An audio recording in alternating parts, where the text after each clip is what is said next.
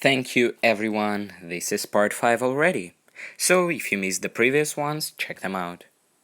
The area changed a lot.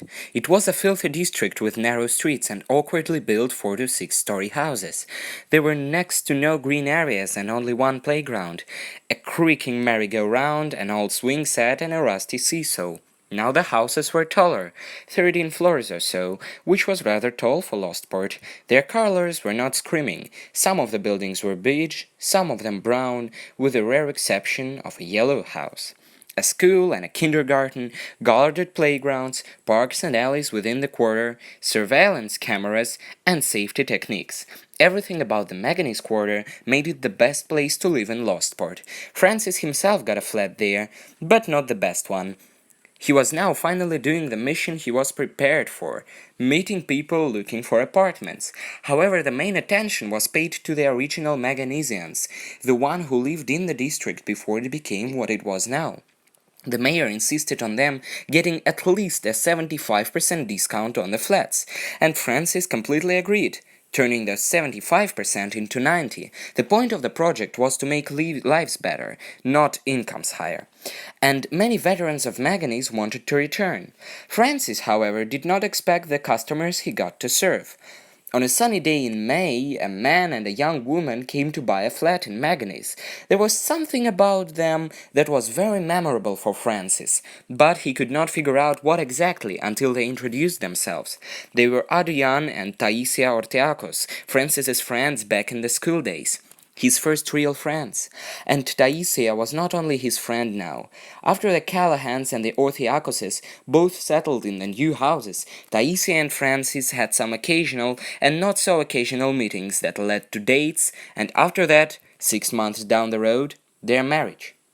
Adrian was incredibly happy to learn about Francis and Taisia's love, and he was so enthusiastic about the marriage that he even missed the wedding because he said it would be too emotional. A week or so after the marriage, Francis got another message from Samuel L. Jackson Bricers. This time the millionaire informed him that the Manganese Quarter was a great project and his family would soon move to this housing project. Samuel himself will not turn up.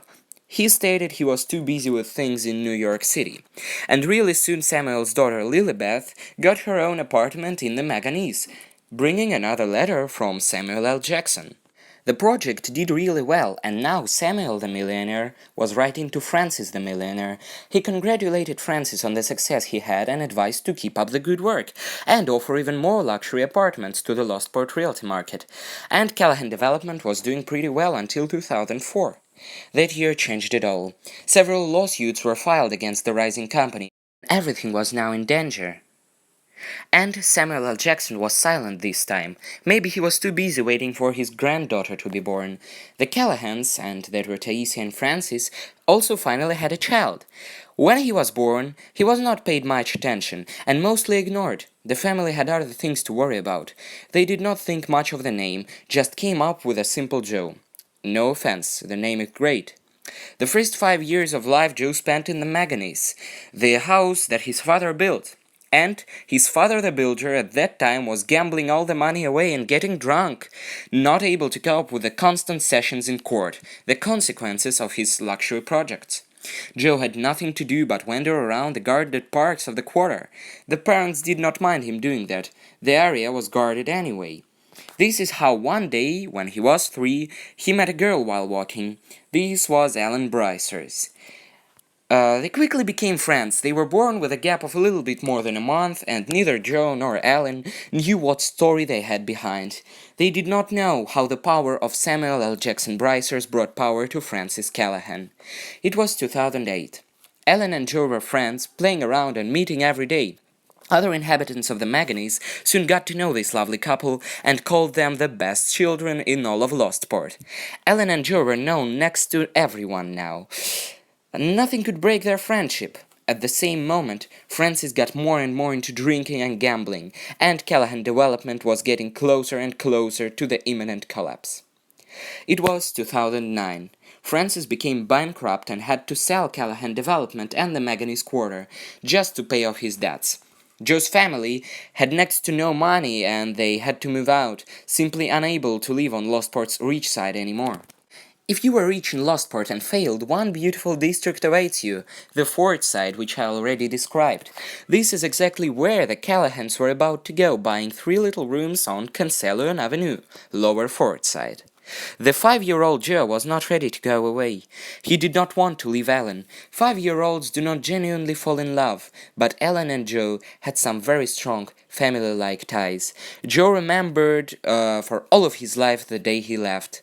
It was in June, right after Ellen's 5th birthday. Joe and Ellen hugged, and when he got into the car that would drive him away from Maggie's, he looked back to see Ellen for the last time. The girl was sitting on the ground and crying. "I will never forget you," she shouted. "I will meet you any moment, whatever it takes." Samuel L. Jackson was far from being broke, in fact, further than anyone else in New York. So was the Bricers family. Unfortunately, this could not be said about the Callahans. Everything was now different for Joe. The Fort side was now his home, an unwelcoming district of the poor and narrow-minded. It was a lot worse than what Maggie's used to be, and a lot worse than that little home Francis had next to Leaf Rapids. Living in Fortside, Francis often wanted to change everything, but he felt it was too late. He missed the good old days when his grandpa's voice, somewhere from the woodlands, sounded more frightening than the screams of anger from the defrauded co-investors. His grandpa was in the woods to hunt animals, and Francis was someone people wanted to hunt. Therefore, he and his family hardly ever exited their new sweet home, 3 rooms that looked like prison cells. Callahans had to cut all communication with their past, including their friends from Maggie's, because of their fear of arrest or even assassination. We'll move on with the story. Feel free to express you in the comments, and thank you.